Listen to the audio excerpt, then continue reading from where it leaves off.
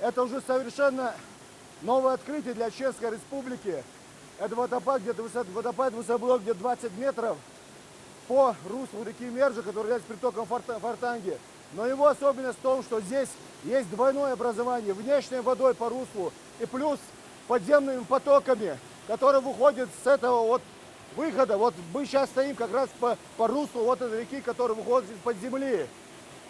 То есть здесь есть уже работа для спелеологов в том числе.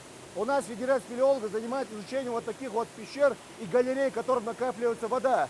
Вот это совершенно просто удивительное открытие, когда в одном светотечении находится водопад, который из русла, и вот это вот грот, который, как видите, шириной как минимум 6-7 метров, образовался именно потоком из-под земли. Это просто уникальное открытие. Я думаю, этим мы многих обрадуем, и наш ученый мир будет благодарен этой экспедиции.